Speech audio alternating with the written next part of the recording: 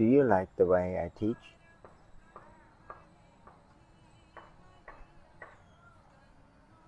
Imagine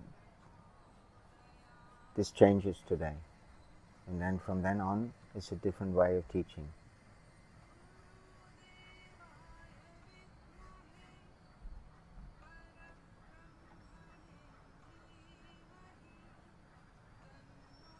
And I suddenly don't teach you the way I used to. I don't help you anymore, I don't teach you anymore, I don't guide you anymore. All I would say is, there's no teaching. That's the teaching. How would that sit with your body system, you think?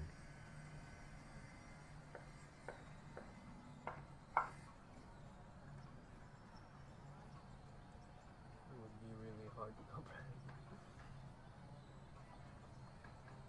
Yes. So, the way I teach you, you begin to comprehend. And you like it, right? You trust it. I don't have a need to change or not to change things.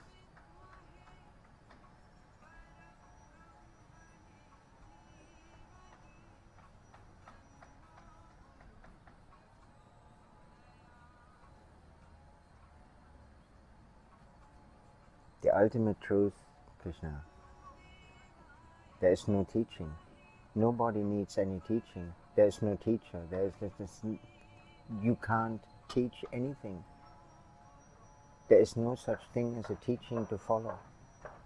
The only thing there is somebody needs to surrender from themselves.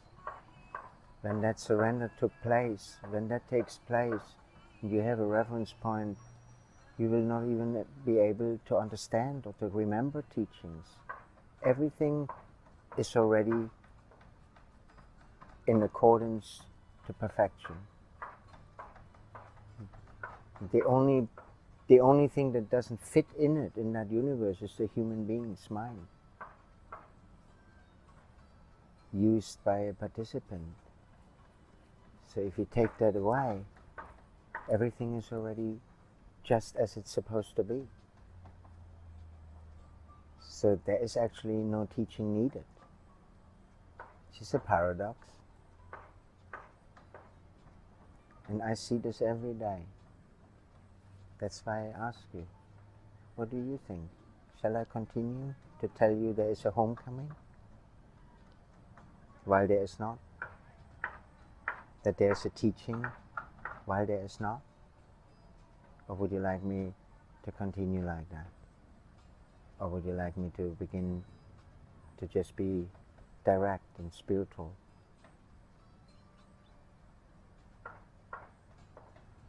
It wouldn't help much, right? I agree. By the way, I didn't make the way I teach. It teaches through me, and I don't care about anybody. Saints, sages, teachers. I have to only care about how I am used and how I can comprehend and hold that, and how to then share that with you. And I think this is very beautifully happening. So we don't need to change a thing.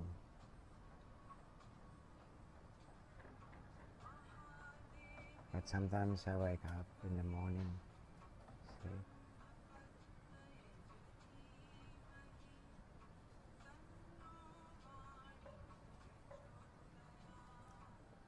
who can be taught what?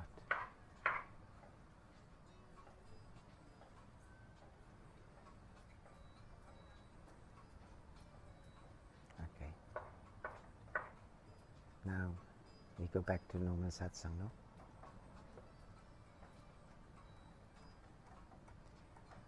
Quite frankly, I am very, very pleased that I am spared to go that way, because I would.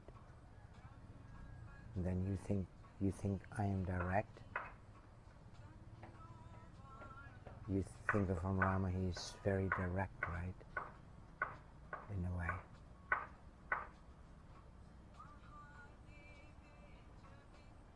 There is something like profound directness. It has no movement. That is my inner reality.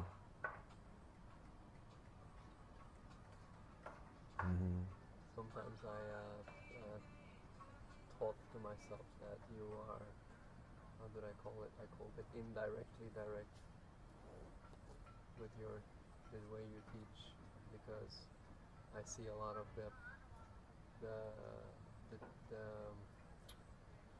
teachings that some of the big sages, for example, point to in their quotes or whatever, and I see that Om Rama's teachings are leading to that, but indirectly, which is somehow I see that that's direct.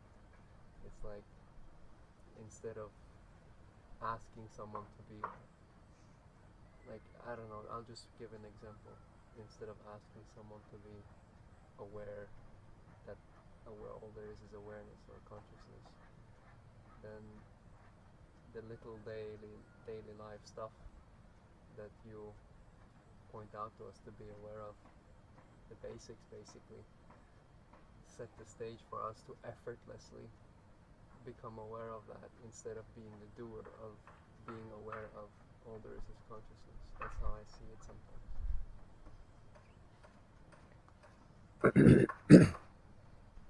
I've been around the master this life, actually quite a handful of them. You remember this boy, one of the last people, that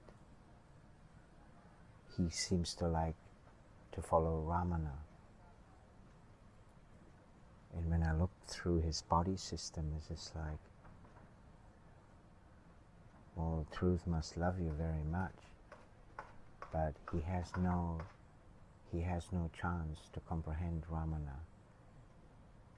When I look back into Ramana's life, he had students, disciples, and he taught them every day how to cook, how to read, how to talk, how to not talk.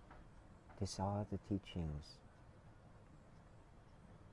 You are my students now. What can I teach you? I can't teach you satsang. There is no teaching in satsang. That's a riddle. Your privilege as a student is to be around the teacher. The teacher is bound to be that which you're looking for every day, any moment of the day. That's why he's becoming a teacher.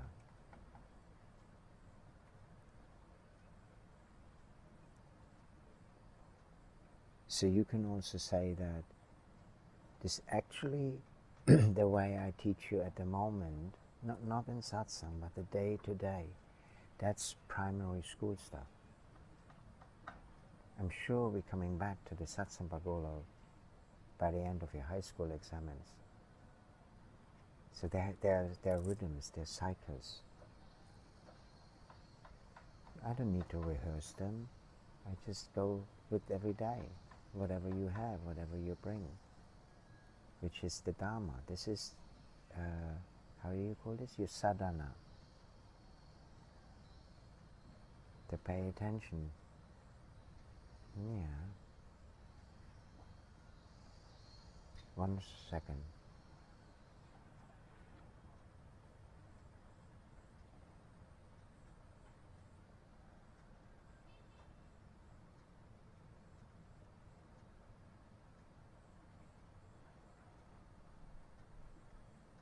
I give you one direct satsang, if you like. Let's try to make this to a more direct satsang today.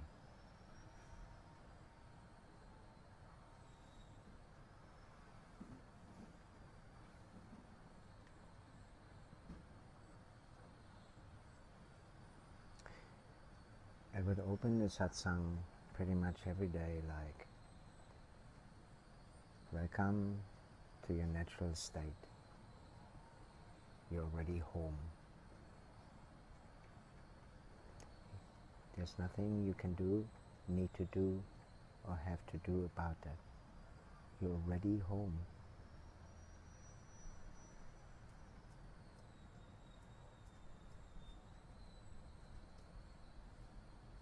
Since this is the only reality, this is the only thing I will teach you. Period. I have no other teaching. It's the only teaching you need to know. You're already that which you're looking for. Can't you see?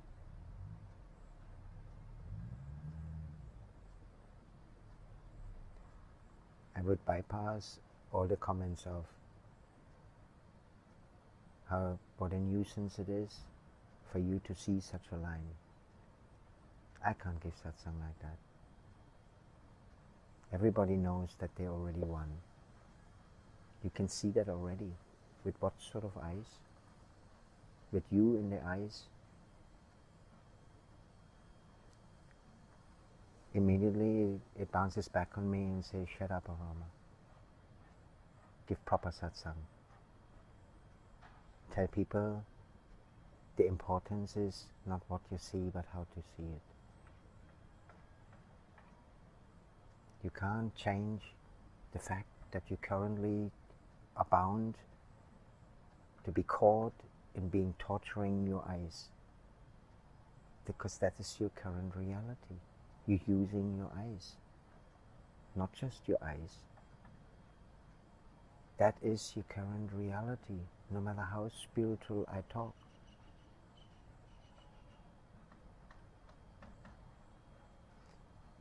You made a fatal error in your expression before, but it doesn't need the Zen stick.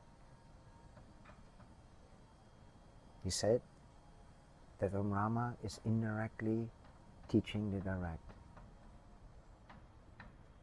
This is actually the other way around. I am directly teaching the indirect.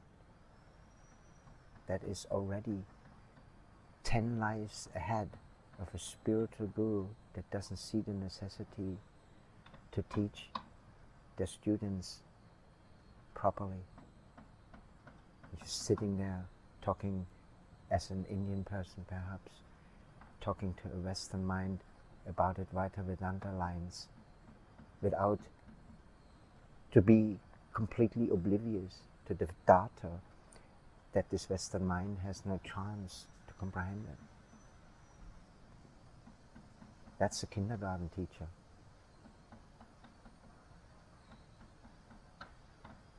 Not deluded. That's a workshop leader. But a kindergarten teacher. Sitting somewhere, not aware of their environment, only aware of their own fat belly. That's not a good teaching. The moment you're called to be a teacher, you have to learn to be aware outside of you, not for you anymore. You have to learn your environment. You have to learn the students. The teacher on his own doesn't need a student. It doesn't need anything. It's already home. But the teacher is beginning to teach satsang. For what purpose exactly?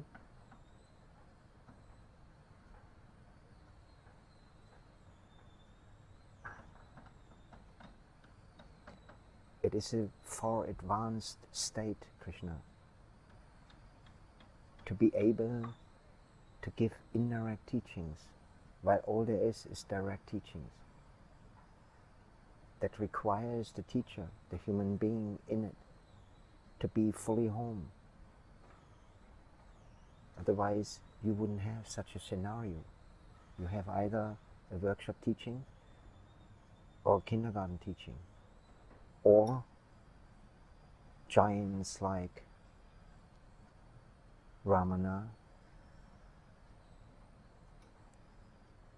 maybe Lakshmana Swami,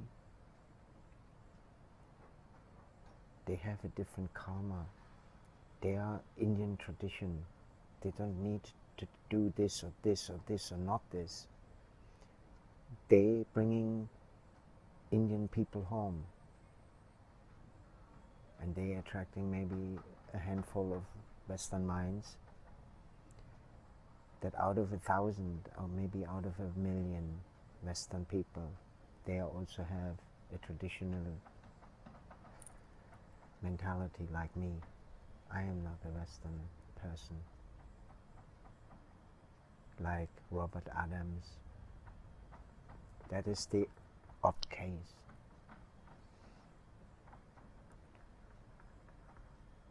But for the teacher's viewpoint of view, to not focus on the odd case, but to anybody and everybody, regardless of their color, that's coming here. It is a far more advanced state in consciousness to be able to humbly teach those people how to walk, instead of just teaching them the Advaita Vedanta. So it's the other way around. Don't tell anybody. Just stop fooling yourself. This is a fatal error in your thought form.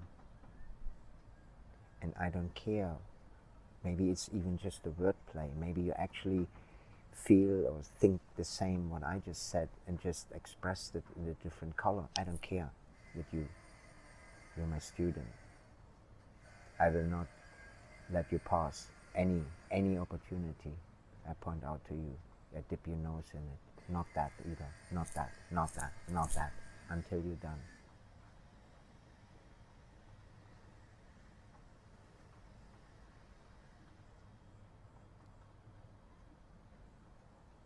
Let yourself be caught in the primary school fashion.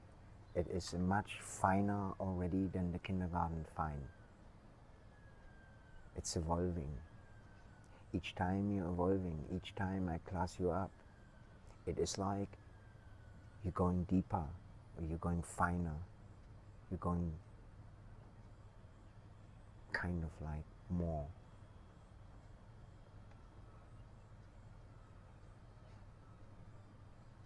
Allow that to deepen the necessity for you to bring all I taught you. Because every time I get you further or higher or deeper, it is like over and over and over again. You've experienced something like, I'm pushing you over the threshold. I'm pushing you into the unknown, into the vulnerabilities. It doesn't dawn on you yet that all there is open, vulnerable waters. Consciousness doesn't create a matrix. It doesn't do that. Only human beings do that with their intelligence. It's not natural. And living without matrix is the ultimate vulnerability. And how would you possibly handle that? If you jump straight into the line, I am already home. Now you can see the wisdom of my teaching style within half an hour satsang. Maybe this discourse is for you today to re-listen. It's very potent material.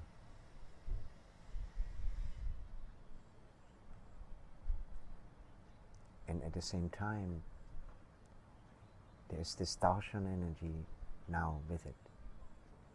At the same time, you're actually having the direct experience of your natural state.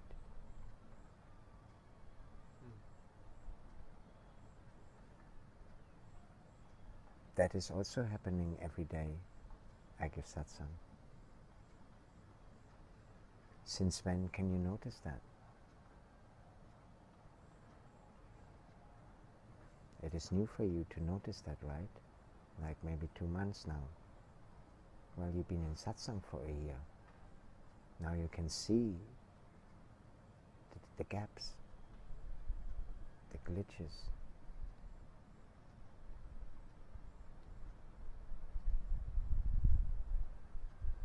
You're becoming more acquainted now to be comfortable and having a good piggyback ride with Om Rama. You already know I can take you around, but we don't have to travel. Everything you need is happening here, now.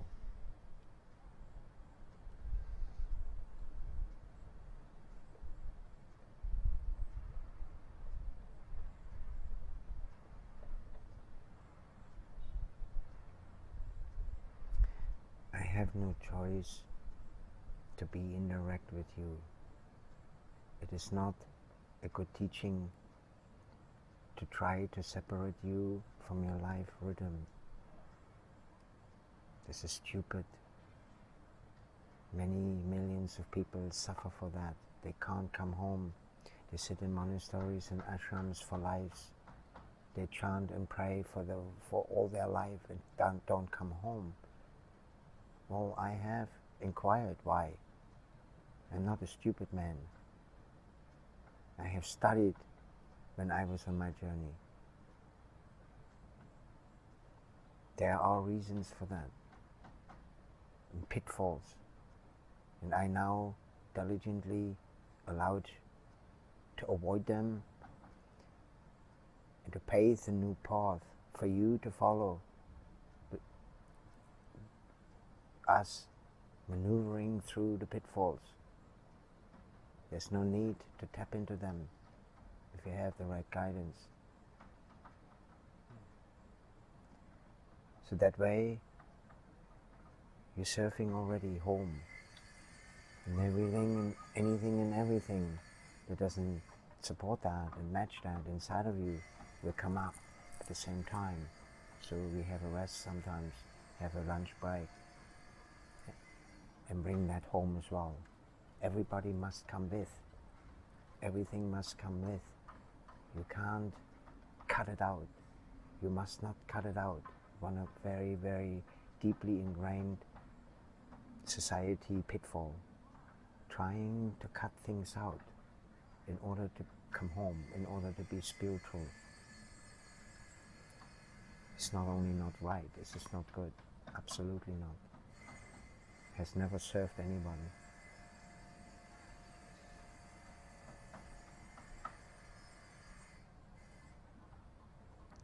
Notice the directness in the indirect teaching.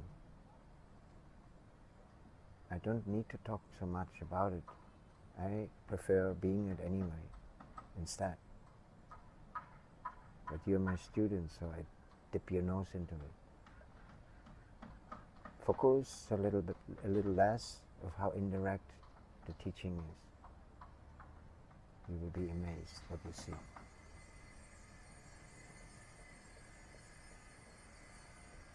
That doesn't go. It is not possible with your old seeing.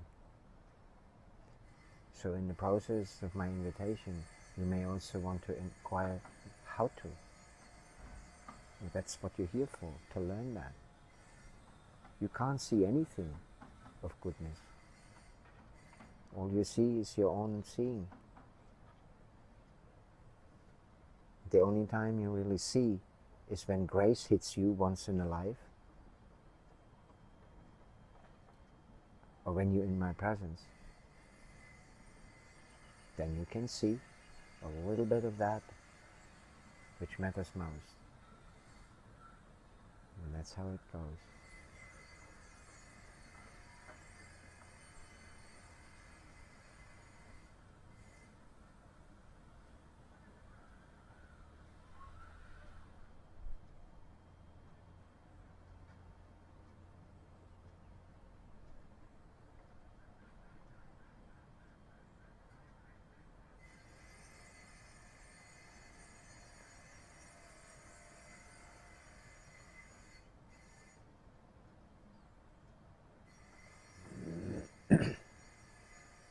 trying to see the direct with your eyes, with you in your eyes, will only give you an experience of it.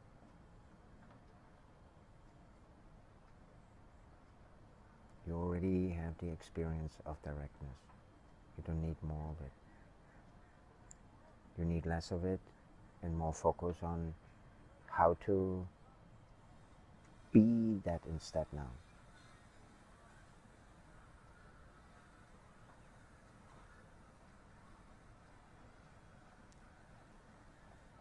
Notice with your fine basics, this very moment, you being a little bit of it in the grace of the shade. Nothing you need or have to do about it.